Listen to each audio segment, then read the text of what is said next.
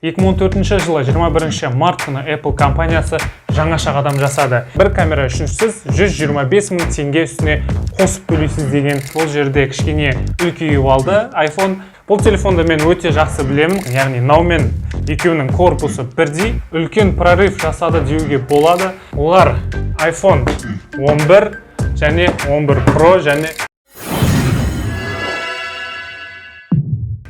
Сәлем достар, мен Әлібек, бұл Техноказ арнасы. Видеоның атауынан біліп тұрғандарыңыздай, бүгінгі видеомыз 2020 жылы қандай iPhone сатып алуға болады тақырыбында. Біздер 2020 жылға дейінгі, яғни 2013-тен бастап 2020 жылға дейінгі шыққан iPhone-дардың ішінен таңдайтын боламыз. Ендеше кеттік. Ендеше өз уақытында өзінің компактылығы және мощныйлығы жағынан бүкіл әлемге танылған iPhone 5s-тан бастаймыз. Бірден характеристикаларына келетін болсақ, бұл жерде 2013 жылы сентябрьде ұсынылған Apple A7 процессоры орнатылған. Оның тактовый частотасы 1,3 ГГц, яғни орташа деңгейде. Камерасына келетін болсақ, бұл жерде артқы жағында 8 мегапиксельді, алдыңғы жағында 1,2 мегапиксельді, яғни фронталкасы кішкене слабыйлау. Бұл жерде және iOS 7-ден бастап шығарылған, 5 жылға дейін өзінің поддержкасын Apple берген, және 2018 жылы поддержкасын жоғалтқан, яғни iOS 11-ден бастап тоқтатылды. Экранына келетін болсақ, бұл жерде экран 4 дюймді, бұрынғы iPhone 5, 5s және SE 2016 жылғы сияқты барлығының диагоналі бірдей. Яғни барлық характеристикасы осылай. Енді екінші телефон 2014 жылы сентябрьде ұсынылған iPhone 6 телефоны. Бірден характеристикасына келсек, бұл жерде Apple A8 процессоры орнатылған, тактовый частотасы 1,5 ГГц. Ал енді алдыңғы диагоналына келетін болсақ, бұл жерде кішкене үлкейіп алды. iPhone 4,7 дюймді, одан кейінгі iPhone 6, 7, 8, сол сияқты телефондар барлығы 4,7 дюйммен шықты. Яғни солармен шамалас. Енді камерасына келетін болсақ, артқы жағы 8 мегапиксельді, алдыңғысы дәл жаңағы iPhone 5s-тағыдай 1,2 мегапиксельді камера. Бұның да фронталкасы кішкене слабылау деуге келеді. Ал енді келесі телефонға өтеміз. 2014 жылы Apple компаниясы өзінің iPhone 6s және 6s Plus телефондарын шығарған еді. Енді характеристикасына келсек, бұл телефонды мен өте жақсы білемін қалғандарына қарағанда, өйткені осы телефонды мен өзім 2 жыл бойына ұстап келе жатырмын, 2018 жылдан бері. Және дәл қазір сіз көріп отырған видео осы 6s-қа түсірілген. Енді бұның характеристикасына келетін болсақ, 2015 жылы Apple A9 процессоры орнатылған, оның тактовый частотасы 1,8 ГГц. Камерасына келетін болсақ, арқасы 12 мегапиксель, алдыңғы камерасы 5 мегапиксельге дейін 6-ға қарағанда күшейіп алды. Яғни фронталкасы да енді жақсы деңгейге келді. Алдыңғы панеліне келетін болсақ, экраны дәл 6-дағыдай 4,7 дюймді, екеуі ешқандай айырмашылық етпейді. Сыртқы кейпінен артқы жағы болсын, алдыңғы экран жағы болсын, ешқандай айырмашылығы жоқ. iOS-на келетін болсақ, бұл жерде негізгі iOS 9-дан бастап шығарылған. Дәл қазір iOS 13.5-ке дейін келді, бірақ ары қарай поддержка болмайды. Яғни 22 июнь күні Apple компаниясы WWDC деген өзінің көрмесін өткізеді. Сол көрмеде iOS 14 пайда болады, бірақ 6s-қа ол келмейді, ол обновление, және поддержка ары қарай болмайды деген сөз. Ендеше келесі iPhone-ға келсек, 2014 жылы 21 март күні Apple компаниясы жаңаша қадам жасады. Яғни iPhone SE-ні шығарды. Ешқандай iPhone 7-де емес, 8-де емес, яғни iPhone SE. iPhone SE біздерге нені білдіреді? Яғни көптеген тұтынушылардың сұранысы бойынша iPhone 5s-дің, яғни мынаумен екеуінің корпусы бірдей, арқа жағы, алдыңғы панелі болсын бірдей, және мощныйлығы жағынан камера болсын, процессор болсын, iPhone 6s-тікінде, яғни соңғы шыққан модельдікіндей болсын деді Apple, және оны сұраныстарына жауап қатып iPhone SE-ні шығарды. Характеристикасына келетін болсақ, бұл жерде камерасынан 6s-тан бір айырмашылығы, артқы жағы бірдей, ал фронталкасы 5 мегапиксель емес, 1,2 мегапиксельді, яғни бюджетті. Процессоры дәл iPhone 6s-тікінде кішкене урезанный болады, бәрі дәл оригинал iPhone 6s-тікінде қойылмайды. диагоналына келетін болсақ, дәл iPhone 5s-тікінде, яғни 4 дюймді. Жайлап 2020 жылға да жақындап келе жатырық. Дәл iPhone SE 1 шыққан жылы сентябрь айында Apple компаниясы және де бір жаңа iPhone-ды шығарды, яғни iPhone 7-ні ұсынды.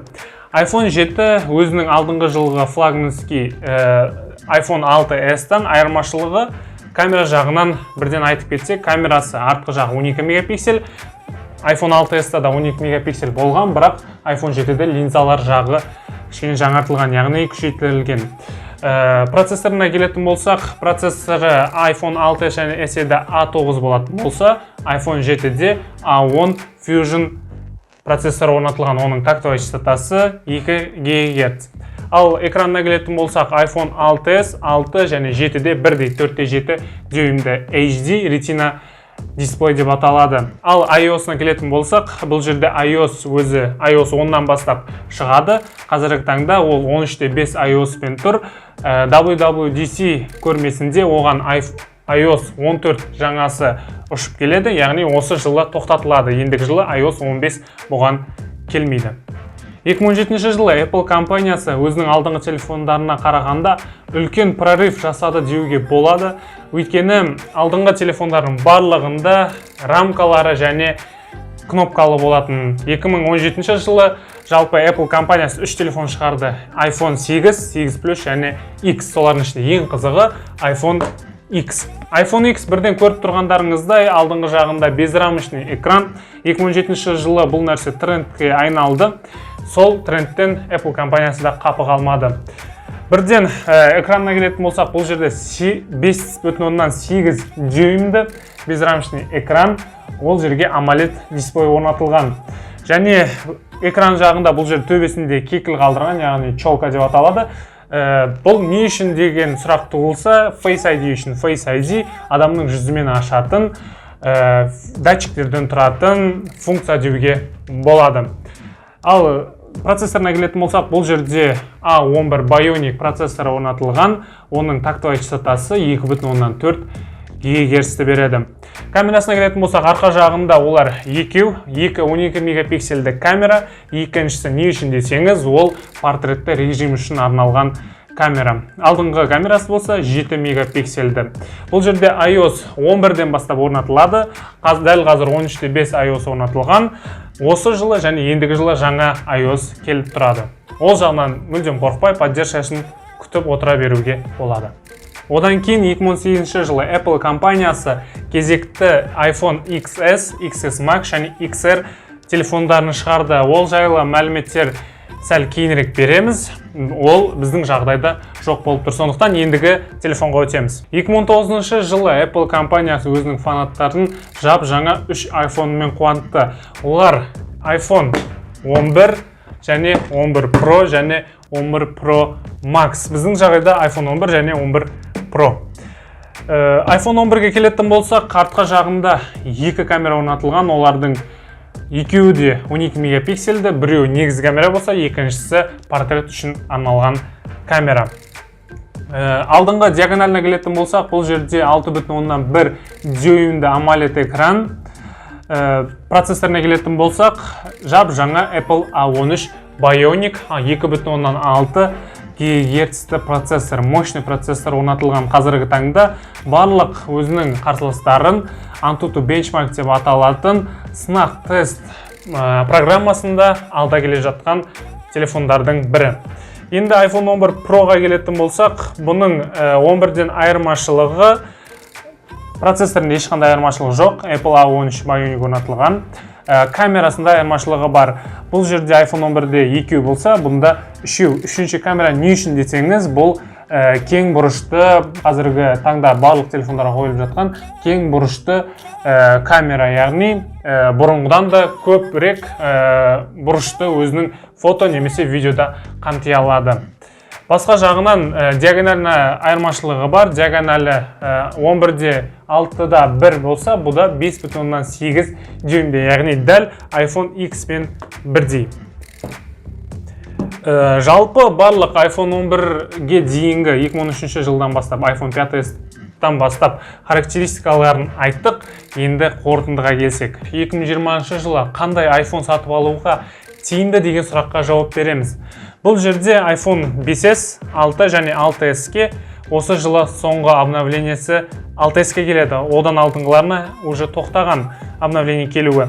Яғни бұл үшеуін сырттасаса болады деген сөз.